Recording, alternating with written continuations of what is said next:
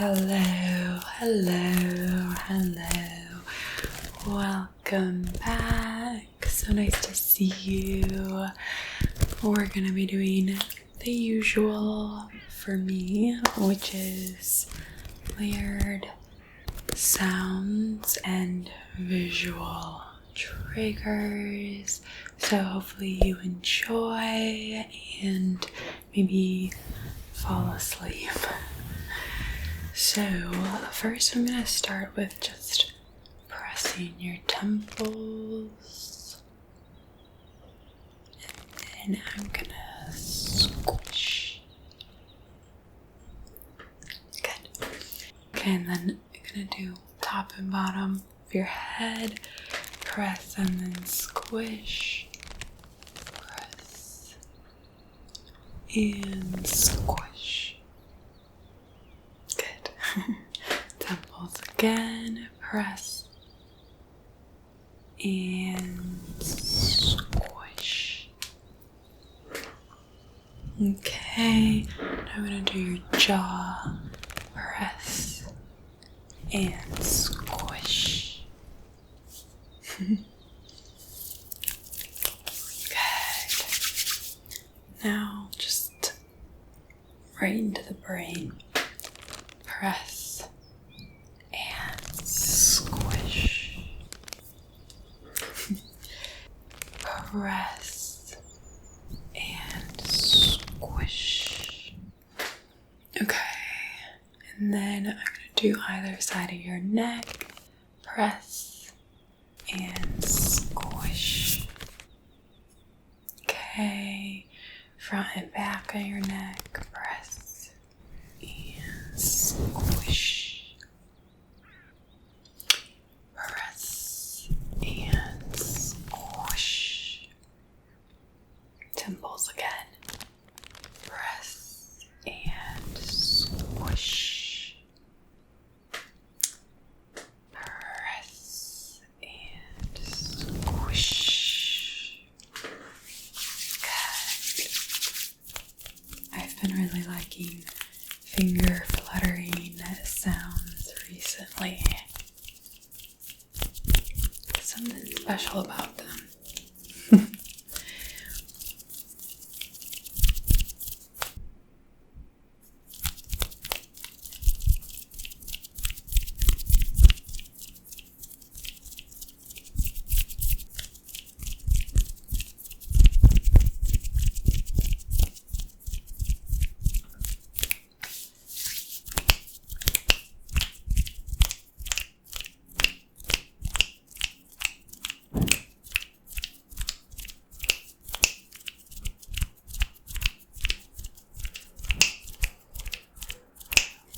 Been thinking about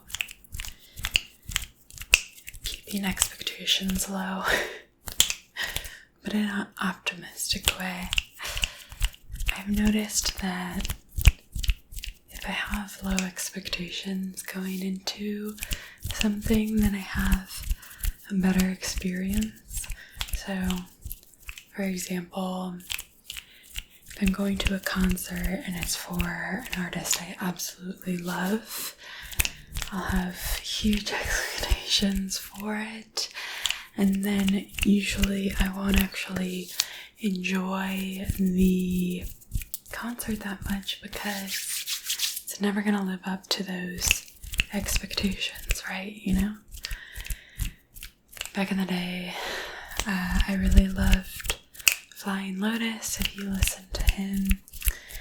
And I saw him in concert and I was like, you know, it wasn't because he didn't do good, it was just my expectations were so high. He could have done the best show ever and I would have still not been impressed.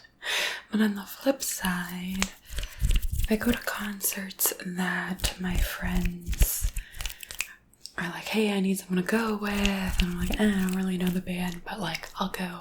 It'll be fun to hang out with you, and I'll, you know, dance and enjoy whatever random band this is. Those are always the concerts I have the most fun at because I had zero expectations for what it would be, and then I could just let loose and have a good time. So in the best of situations, having low expectations makes me enjoy it a little bit more. And then in the worst of situations, having low expectations helps me to not be taken aback by it, not be thrown off, not feel as much emotional turmoil by it. And I don't know, that's something that's been helping me to sort of be okay if things are going terribly or if they're going great. Just kind of be okay with whatever the situation is. You can never really predict exactly how things are going to turn out, and so not having an expectation for how it will turn out is a good way to avoid things letting you down. I also think that I have this feeling, I don't know if you have this as well, but I'll have this feeling very frequently of if I'm in a moment where I'm like, this is the coolest thing ever, this is like the most fun I should ever be having, I, in those moments, will be thinking, am I having enough fun? Am I enjoying myself enough? Am I as happy as I should be in this extremely happy moment? And that kind of immediately takes you out of it. If you're thinking about whether you're happy or not, then you're not feeling the happy feelings. And so, I'll say one thing that's helped me to have that experience less is, to be honest, my antidepressants. So 10 out of 10, love those. But I also think it's a good thing to reflect on. If you're constantly thinking about, am I happy? Is this as good of a situation as I wanted it to be? Is this as cool as I thought it would be? Then you're not really enjoying it, and it kind of takes you out of your experience a little bit. So any joy you could be getting from it is dulled down. But I guess as I'm telling the story, I also don't want to take any of the credit from my antidepressants because they're so good. They allow me to be the person that I had always wanted to be and had felt myself to be on the inside, but couldn't get myself to be in my daily life and my actions and in my emotions. So big shout out to modern medicine. Love it. Modern medicine can't be the solution for everything, but there are some things that need to be medicated.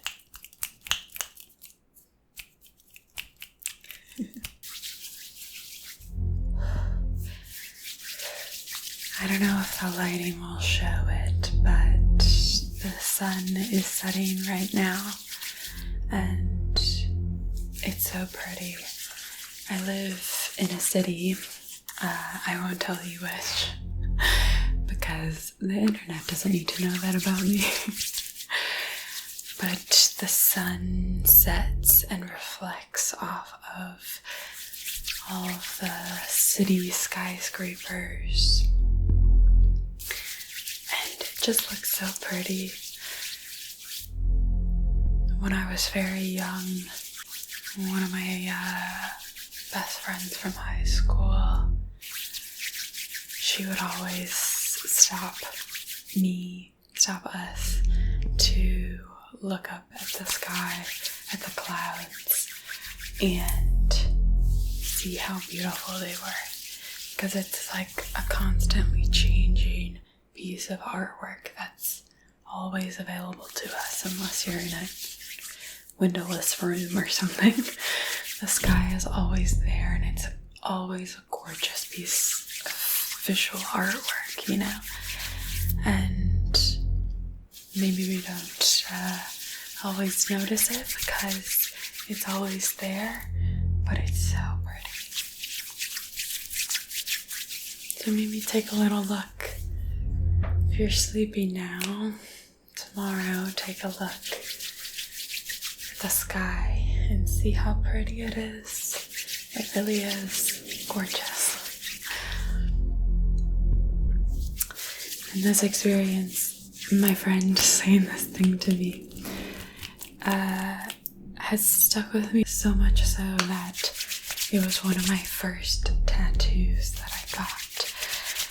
So, if you know Georgia O'Keeffe, she's a painter, and she painted a lot of sky scenes, and in particular, sky from above the clouds, as if you were in a plane looking down on them.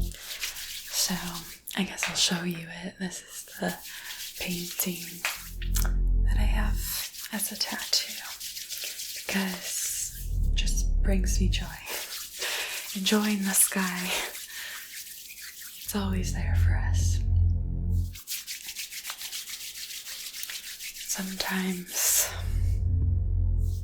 I'm an undying optimist.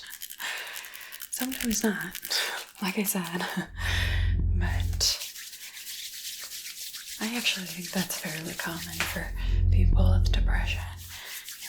People always say, like, oh, you would never guess Robin Williams had depression or whatever. Like, no, I get how he had depression. Because if you feel the heights of depression, then when you try to find joy in every little tiny thing. So find joy by making other people laugh, or find joy by looking at the clouds and the sunset in the sky. Ooh, I just smacked the camera. Are you okay there? Hold on. It's a delicate setup we have going on here. Squeezing joy out of every little thing we can. I'm gonna do some pulling, grabbing,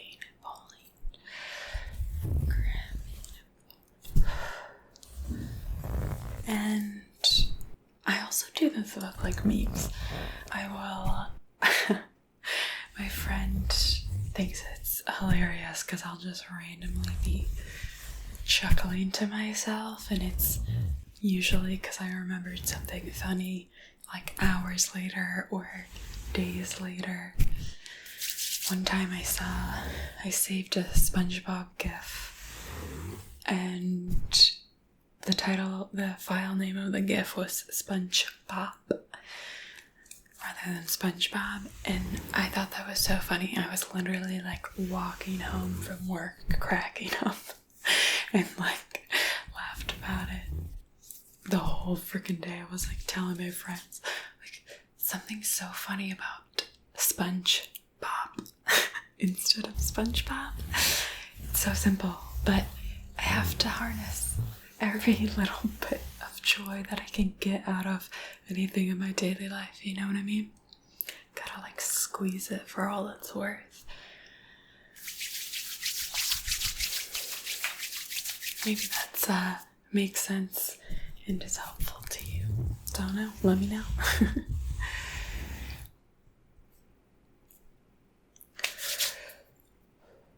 Okay, I'm just gonna press on your cheeks. Press. Breath in and release it. Release. Good. Okay, and then press on the top of your head. Breath in and release it. Release. Press on the sides over your ears. Breathe in and release it. Release. Good. Alright, well, I hope that you are asleep by now. But if not, I have a full playlist of videos, so plenty of watch time to put you to sleep. And I hope to see you around very soon.